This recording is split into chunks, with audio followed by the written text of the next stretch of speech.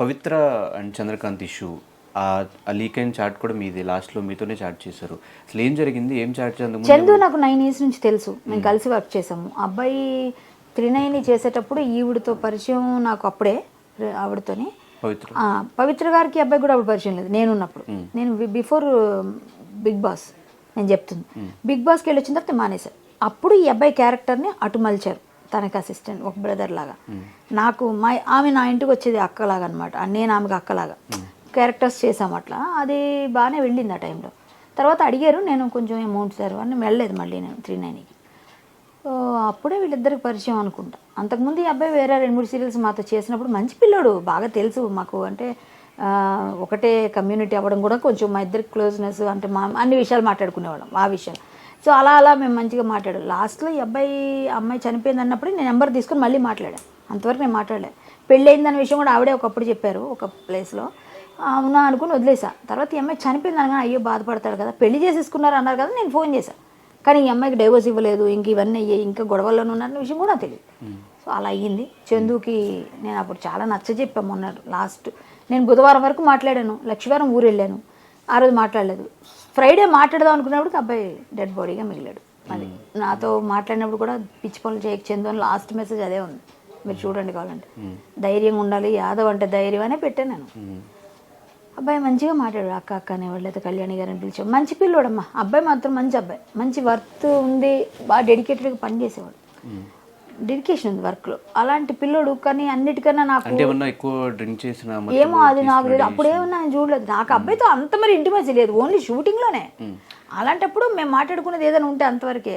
మొన్న చనిపోయినాక 3 రోజులు ఎక్కువ మాట్లాడాను నేను, ఎందుకంటే అబ్బాయి మాట్లాడుతుంటే చచ్చిపోతా అంటున్నాడు. నిమిషంకి ఒకసారి 10 సార్లు అర్థమైంది ఈ అబ్బాయి డిప్రెషన్లో ఉన్నాడు. నాకు తెలుసు ఆ డిప్రెషన్ పరిస్థితి. మా నాన్నగారు చనిపోయినప్పుడు నేను అంతవరకు వెళ్ళాను.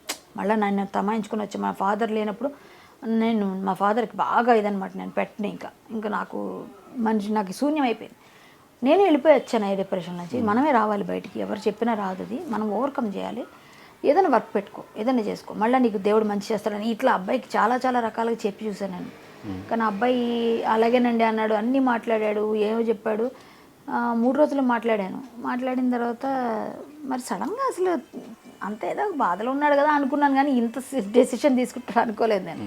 అంటే ఒక సైడ్ మేము చూస్తున్నప్పుడు ఇటు సైడ్ వీళ్ళది ట్రూ లవ్ కాదు, ఇప్పుడు లవ్ అనకూడదు మనం.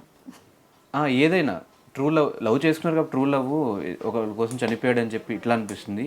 ఇంకో పక్కన ఆమె అన్యాయం అయిపోయింది అని అటు సైడ్ అనిపిస్తుంది. అన్యాయం అయిపోయింది కాబట్టి నేనైతే విధిలిఖితం అంటానండి. ఒకటి, ఈ పవిత్ర చావు ద్వారా ఈ అబ్బాయికి రాసిపెట్టింది మారకం, చావు. ఆమె చావు ద్వారా ఈ అబ్బాయికి రాసిపెట్టింది. సో అదే భగవంతుడు రాసిందని మీరు నేను ఆపలేమనడానికి ఇది ఒక నిదర్శనం. ఎవరైనా ఇప్పుడు నీకు ప్రాబ్లం ఉందని చెప్పగలుగుతారు. ఆ చెప్పినప్పుడు చాలామంది చెప్పుంటారు, ఎందుకంటే ఆవిడతో నేను చాలామంది చెప్పారంట. నాకు నిన్న మొన్న చెప్పిన సీరియల్ వాళ్ళనట్లు, ఆవిడ వద్దండి ఎందుకంటే ఆవిడతో నేను చెప్పాము, వినలేదు అన్నారు. ఏమైంది ఇప్పుడు? వెళ్ళొద్దు, నిప్పు అంటే వెళ్ళాడు. అదేదో పోను అనుకోకుండా ఆవిడకి ఏదో బ్యాడ్ టైము, ఆవిడ చనిపోయింది. చనిపోయినాక అక్కడ పిల్లలు పోను పెద్దోళ్ళు అయిపోయారు, ఇక్కడ పిల్లలు అన్యాయం అయిపోయారుగా. నీ పిల్లలు నువ్వు చేసింది ఎంత బ్లండర్ మిస్టేక్, నువ్వు వెధోపని చేసావు మామూలుగా అయితే. ఆ పిల్లల లైఫ్ని తీసేసావుగా. ఇప్పుడు ఆవిడ వెళ్ళిపోయింది. పోనీ వెళ్ళిపోయిన తర్వాత నువ్వు సమాయించుకొని సరే చేసిన పాపము ఏదో అయిపోయింది, నా లైఫ్ పోయింది, ఇప్పుడైనా ఈవిడ జాగ్రత్త చూసుకుందాం, పిల్లల్ని చూసుకుందాం ఉండాలి కదా. ఇది చేశాడు కాబట్టి అబ్బాయి చనిపోయినాక వాళ్ళ వైఫ్ వచ్చాక నాకు అనిపించింది. అంతవరకు 3 రోజులు మాట్లాడినప్పుడు ఇవన్నీ తెలుసుంటే చెడామడా తిట్టేదాన్ని నేను. నాకు తెలియదు, తెలుసుంటే నేను ఇంకా గట్టిగా తిట్టేద్దాను. అబ్బాయి కూడా ఆ చనువు ఉంది కాబట్టి ఏమీ తెలియదు. కానీ నాకు తెలియదు. ఆ తర్వాత బయటకు వచ్చిన విషయం, ఆ వైఫ్ వచ్చి మాట్లాడడం, వాళ్ళ అమ్మ నాన్న చెప్పడం, అప్పుడు తెలిసింది. ఆల్మోస్ట్ అలా అయిపోయిందండి డివోర్స్ అన్నాడు. అయిపోయింది డివోర్స్ అని అడిగాను. పెళ్ళికి పిలిచాడు నన్ను, పిల్లలని చెప్పాడు, నీ పిల్లలు పెళ్ళికి వస్తాలని కామెడీ చేశాను, చనిపోయాడు. Thank you so much Kalyani గారు. Okay, thank you.